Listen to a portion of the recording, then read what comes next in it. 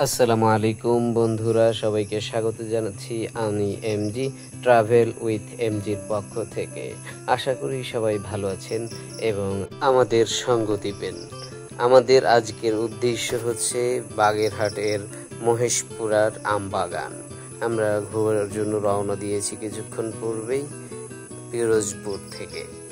Already আমরা অবশ্য কাছাকাছি চলে এসেছি, আর মিনিট খানেকের পথ হবে হয়তোবা।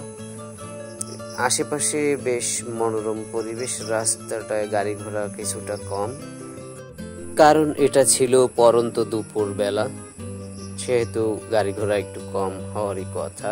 বন্ধুরা, অবশ্য আমরা এসে পড়েছি আমাদের গন্তব্যে। আমরা অলরেডি আম বাগানের ভিতরে প্রবেশ করছি এবং দেখতে পাচ্ছেন আম বাগানটি অবশ্যই আমাদের ব্যাড লাক, এবছর আম হয়নি গাছে খুব একটা। দেখতে পাচ্ছেন দু একটা কাঁঠালও রয়েছে এবং আমের সঙ্গে সঙ্গে আমরা মালটা বাগানও করেছেন। এখনো ফলন ধরেনি, গাছগুলো ছোট এই জন্য, আর আম গাছে এবছর খুব একটা আম হয়নি। আমরা এসে অবশ্য কোনো লাভ হলো না। আমরা দ্বিতীয় বাগানটিতে যাচ্ছি। দেখতে পাচ্ছেন আপনারা একটা পানির ভিতর থেকে রোড, এবং যে পুকুরটা দেখা যাচ্ছে এখানে মাছের চাষ হয়। এই অঞ্চলটা অবশ্য মাছের জন্য বেশ বিখ্যাত।